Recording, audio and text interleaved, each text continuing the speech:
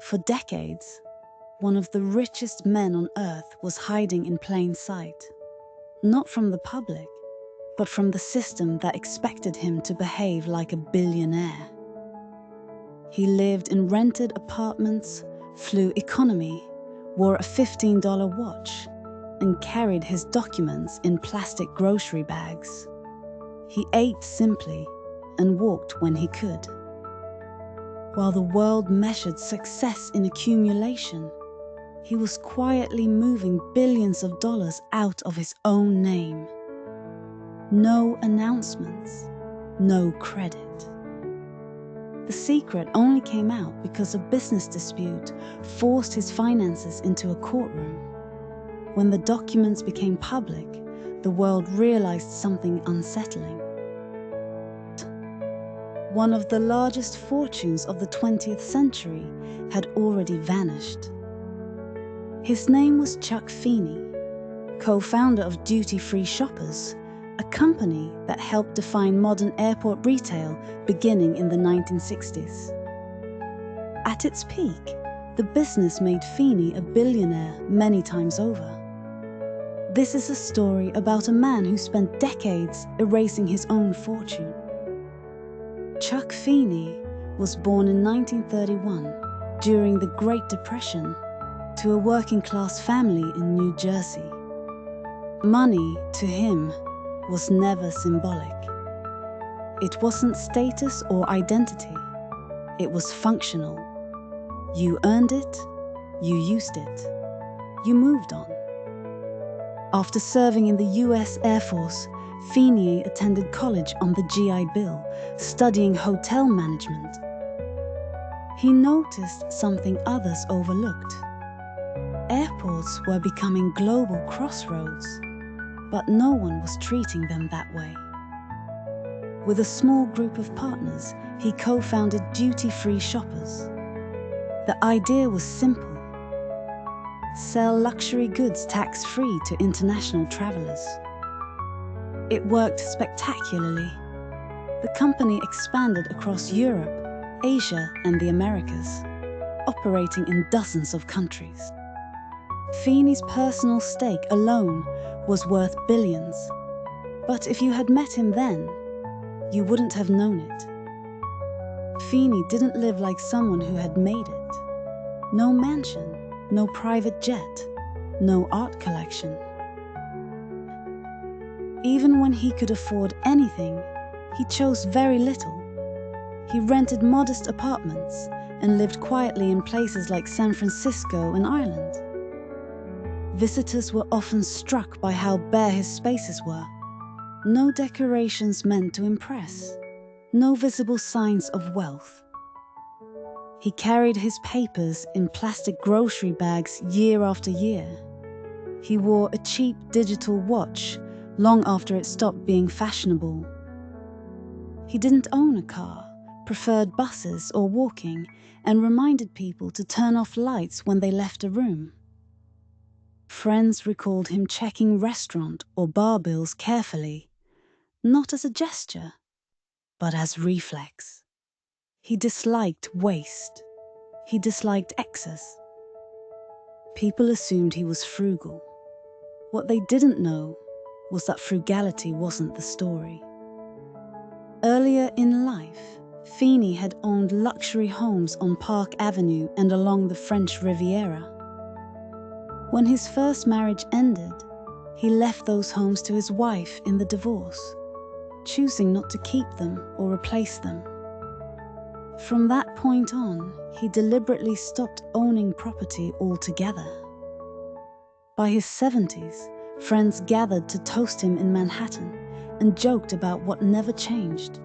No tie, the same watch, the same plastic grocery bag. Despite the staggering sums moving through his life, he behaved like someone who never quite believed he deserved special treatment. What most people never saw was that this ordinary way of living wasn't restraint for its own sake. While others mistook it for simplicity, he was already dismantling his fortune, piece by piece. Quietly, methodically, and almost entirely out of view. Chuck Feeney was married twice and had 5 children with his first wife, Danielle Feeney.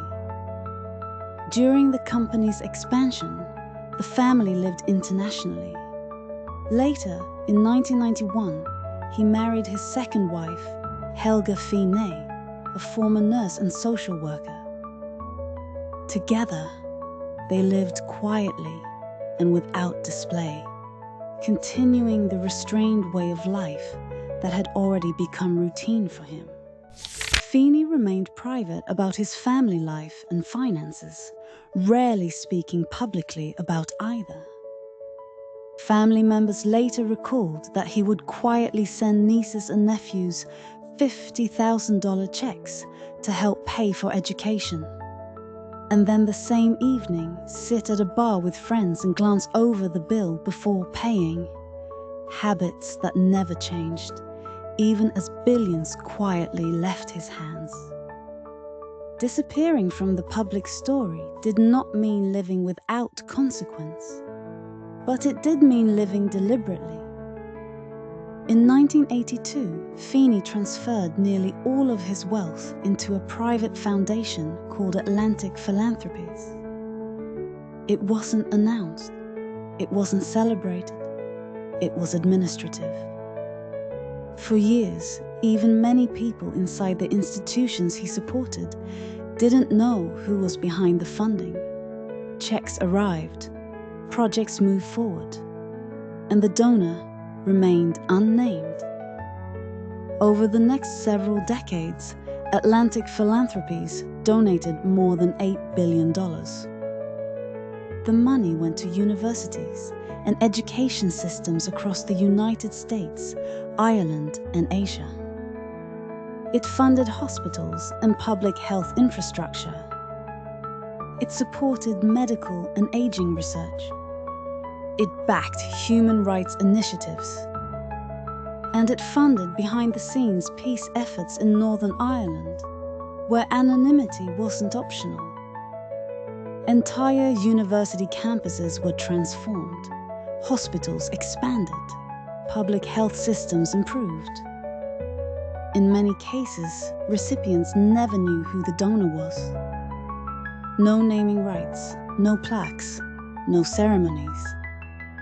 Applause, by design, was removed from the equation. Feeney didn't believe generosity improved when it was witnessed. He believed it became distorted.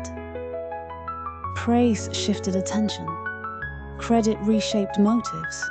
Legacy blurred intention. He once said there was little reason to delay giving when so much good could be done immediately. Not later, not after death, not when your name could be engraved. To him, wealth wasn't something to defend or preserve. It was something to move through. Waiting to decide what mattered felt like a kind of failure. Not moral, but practical.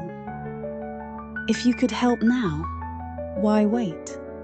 If the money could do something today, why save it for tomorrow? That belief shaped everything he built. Atlantic Philanthropies wasn't designed to last forever. It was built with an expiration date. No endowments meant to exist in perpetuity, no dynasties, no permanent influence. The goal wasn't immortality. The goal was usefulness. He didn't see himself as noble. He saw himself as practical. Feeney didn't believe in easing into generosity. He believed in finishing things. When he gave, he didn't give a little at a time. He gave in amounts large enough to force decisions. At Cornell University, he donated hundreds of millions of dollars, enough to reshape entire campuses and academic priorities, not just fund scholarships. In Ireland, he committed more than $1 billion to higher education and public infrastructure. Universities expanded rapidly. Facilities were modernized. Opportunities that might have taken decades arrived all at once. In healthcare, his funding allowed hospitals and medical centers to be built outright, not slowly assembled wing by wing. And in Northern Ireland, where timing mattered as much as money, he provided large, discrete funding to peace and reconciliation efforts. These were not symbolic gestures. They were substantial enough to keep negotiations moving when they might otherwise have stalled. Feeney believed small donations postponed action. Large ones removed excuses. Once the money was given, he stepped away. No long-term oversight, no demands for recognition, no insistence on control. He didn't want to manage outcomes. He wanted the work to happen. Feeney's anonymity didn't end because he chose to step forward. It ended because the system wouldn't allow him to remain hidden. In the late 1990s, duty-free shoppers attempted to go public.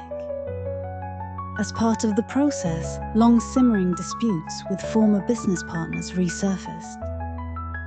Arguments over ownership, valuation, and control could no longer be settled quietly. Court filings demanded transparency. Financial records were examined. Ownership structures were scrutinized. And suddenly, the numbers didn't make sense. The man who should have been sitting on a massive personal fortune wasn't. Investigators traced the paper trail and found that the wealth had already moved, years earlier. It had gone into a private foundation most people had never heard of. What had been carefully erased over decades was exposed in months. The revelation wasn't celebratory. It was legal, uncomfortable, and unavoidable.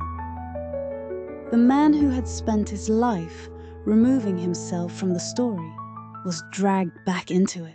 Once the truth became public, the world rushed to explain him. Headlines tried to capture him in a phrase. Profiles searched for a morale. Commentators reached for labels. A saint, a radical, a rebuke to excess. Feeney rejected all of it. He didn't want statues. Didn't want institutions named after him. Didn't want to be turned into an example. When asked why he lived the way he did, his answers stayed plain. He spoke about waste, about timing, about getting on with things. He resisted turning his choices into a philosophy others were meant to adopt. Others did that for him. Warren Buffett later called him my hero. Bill Gates credited Feeney with shaping the idea of giving while living, a philosophy that would influence modern philanthropy worldwide. Feeney didn't step into the spotlight that followed. He stayed where he had always been. Same watch, same flights, same refusal to perform generosity. Atlantic Philanthropies was never meant to last forever.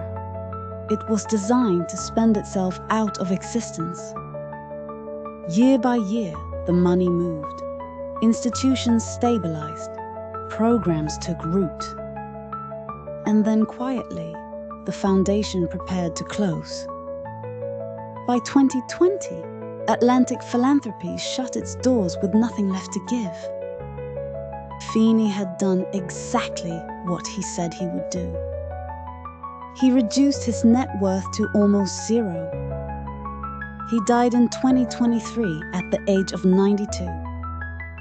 No empire passed down, no fortune inherited, no monument bearing his name.